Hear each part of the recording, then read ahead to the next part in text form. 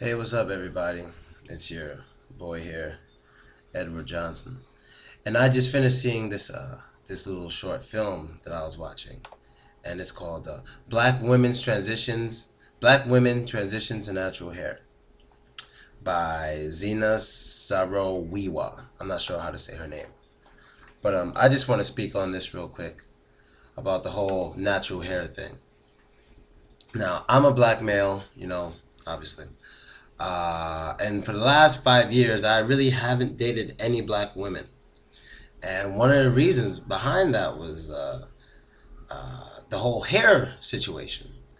Now, the article talks about women transitioning to back to their natural hair in droves, but I'm not seeing it. I live in New York City. I'm outside every day. I'm not seeing it. Sure, I see women with natural hair every day. I can say every day. But that's like one out of every five maybe has natural hair. When I say natural, I mean no chemical straightening, no wig, no weave, no perm, no extensions. Extensions, because if they were real extensions, it would just extend the type of hair you already have. That's what an extension is. But for instance, what first got me into white girls? Now, I've been telling this story for years.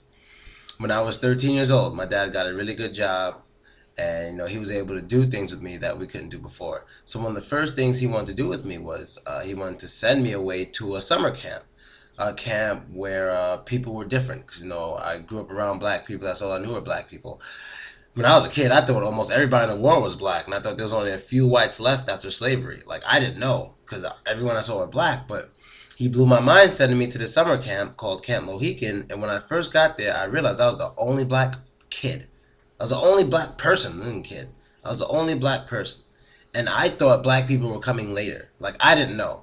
So I was crying. I was like, I want to come home, blah, blah, blah. It's like, no, it'll be a great experience for you. So I stayed.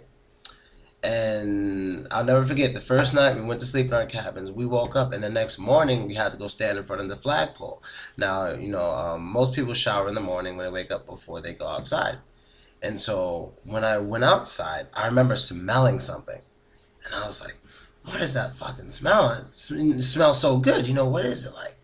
It's like fruity, awesome kind of smell. Not like food, but just something awesome. And I was like, what is this? And then every time I walked past a white girl, I smelled it again. I smelled it again. So later that day, I made a friend. The girl, her name was Elise. She was my first girlfriend ever. She was a white girl, blonde hair, blue eyes. And every time I talked to her, I'd smell. And I'm like, can I smell your hair? And I smelled it. It was the shampoo. And the first thing I realized now as an adult, I got used to how everyone in my family, 90% of the females, had either chemical or some wig or weaved up hair. And that shit smells disgusting. It doesn't have that great, all fruity kind of head and shoulder smell to it, because you can't even wash it that much. It has a terrible smell to it. A terrible smell.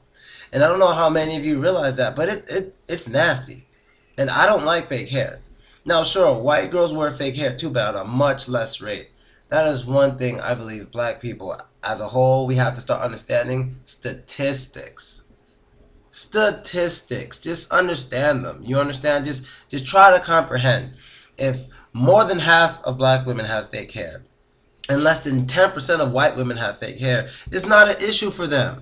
It's not an issue for Indian people. It's not an issue for Middle Eastern people. It's an issue for us. Because our women are wearing the fake hair in droves. Now, transitioning to natural, I doubt you'll see this happening anytime soon. Because our own mainstream our own mainstream celebrities, the black ones, your Beyonce, your Nicki Minaj, they advertise the other direction. They kind of advertise for non-black women. It's like lighten your skin, straighten your hair, wear blue contacts. Rihanna too. They advertise for non-black women. And I don't believe white women are more beautiful than black women. No.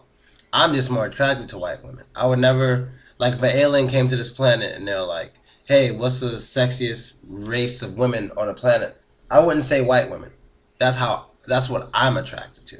That doesn't mean it's just more attractive in general. Now, I understand that. So yeah, that's basically the articles. The video is a good video. You should watch it. But black women are not transitioning back to natural hair in droves. I have seen no evidence of this. As soon as I see evidence, I will make a video. Because I know here in New York City, it's still about 70% fake, perm, or whatever. At least 70%. And it'll be a beautiful thing the day maybe half go back to natural. Can you imagine? One of every two black women you see walking by have natural hair. I'd love to see it. But I see more Nicki Minaj wigs than I see natural hair. So that's really the end of my video. You know, black women, you're beautiful when you embrace it. When you try to go the other direction, you actually look really fucking stupid. Thank you for watching, and I'm out.